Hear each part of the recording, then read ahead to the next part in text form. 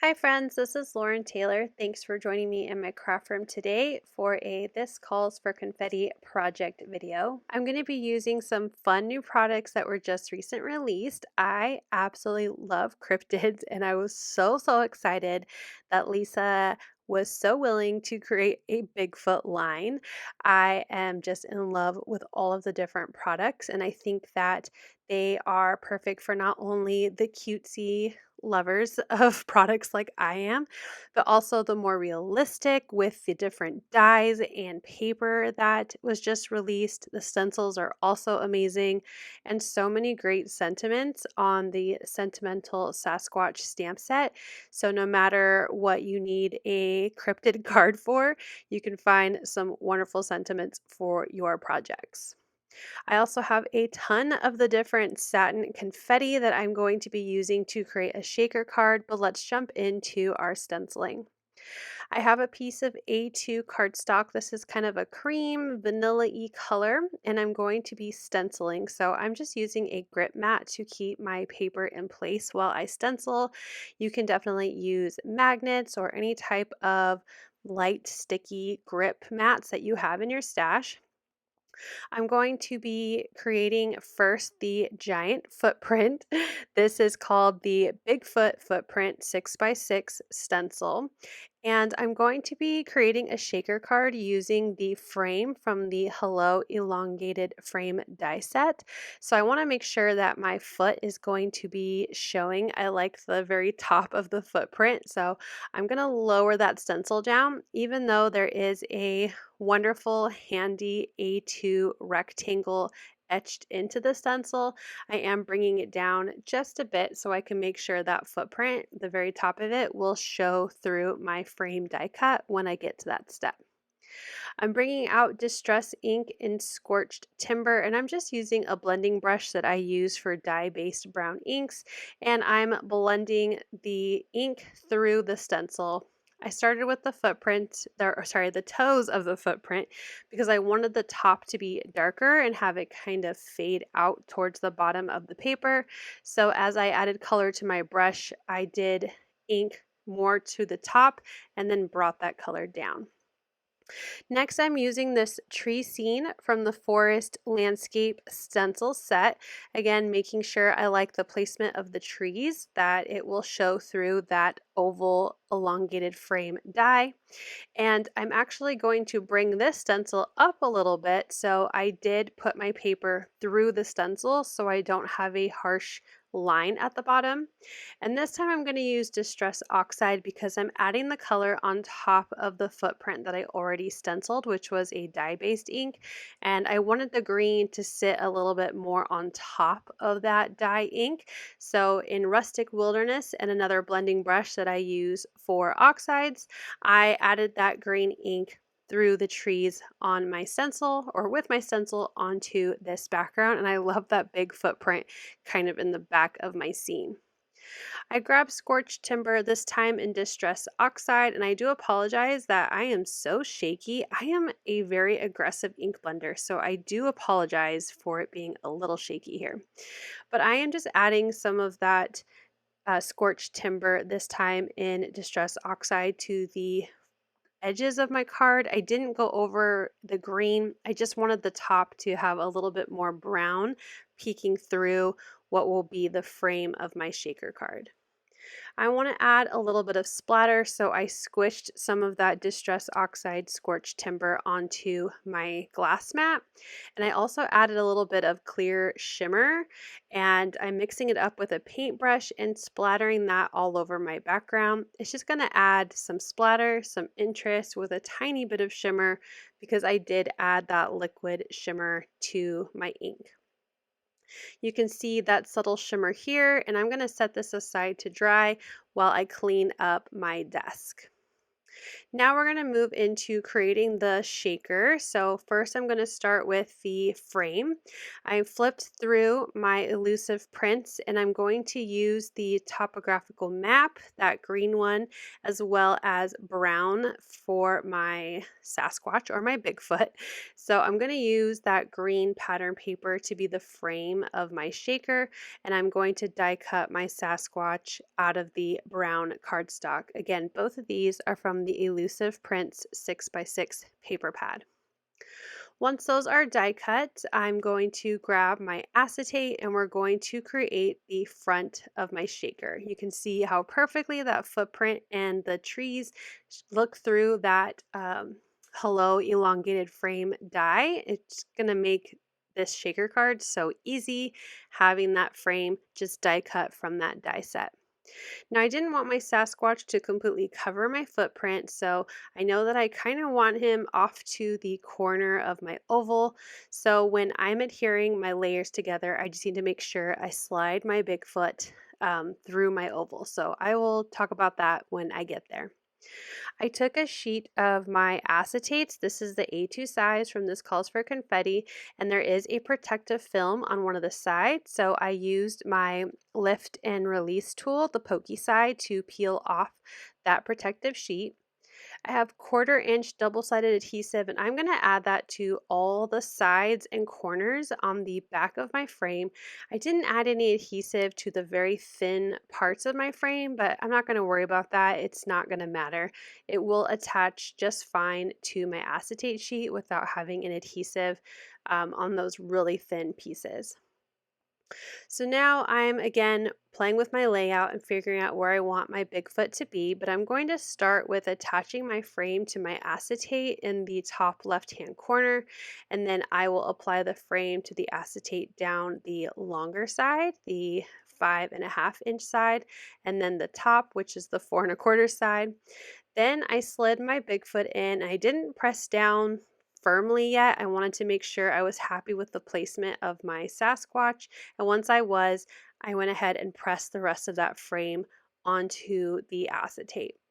This is when I realized that I probably should have put some adhesive behind my Sasquatch. So I'm just going to peel off a few strips of this double-sided adhesive to fill the back of my Sasquatch. I did some on his arms and his body and legs. I peeled off the release paper and then pressed him in place onto the acetate.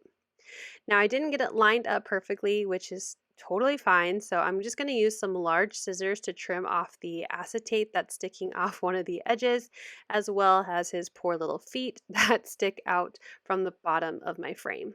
I really love how he's coming out of the frame and his left hand is outside the frame. If you're looking at it like a shadow, I just think it looks really kind of cool and creepy. I am going to trim down my background paper just a teeny tiny bit so I don't have to worry about lining up my paper perfectly. I have plenty of room there on the two sides, the two left and right sides, to be able to line up my paper, so it's okay if it's not perfectly straight, and it just gives me less to have to trim off just in case. I'm using the double-sided adhesive foam strips from This Calls for Confetti. They are honestly the perfect dimension for creating things to pop up on your card, but I do need them a little bit thicker, so there's plenty of room for all of my sequins and clay confetti pieces that I'm going to put in my shaker. So I did fold them over on themselves before attaching to the back of my frame, just to make it twice as thick, so there's a little bit more room for my shaker elements to be able to move. So I just line up the edges together and gently adhere it to itself so it's twice as thick. I'm pulling off both sides of the release paper as it's easier to curve the foam. And when I start my next piece onto my frame, I make sure to butt them up against each other so there's no way for my sequins to fall out of my shaker. There's a nice snug connection between all the pieces of foam on the back of my frame. I also added foam to the corner so there's stability on my card. And then for the really thin parts of the frame, I'm just cutting those strips in half so they're teeny tiny. I could probably have just die cut this frame maybe like 5 or 6 times with some scrap cardstock, and I wouldn't have to use foam, but I wanted to show you that you could use foam strips even in those little small areas of the elongated frame die, and it will be just as great of a shaker card. But if you don't want to cut foam really thin, you can die cut a few of these frames and just glue them all together, and that will create the well for your shaker. Now, I couldn't decide on which of these satin confettis I wanted to use, so I'm going to use all of them and create my own shaker mix. I started with the satin gold, and then I added in the satin copper, but this was when I realized that I probably should have taken my It's No Secret anti-static tool and made sure that I applied that to the edge of all of my foam.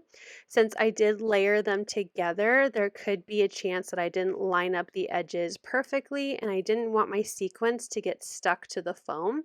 So I'm just taking this little tool and adding it to the edges of the foam, making sure that my sequins will be able to move freely when I shake my card.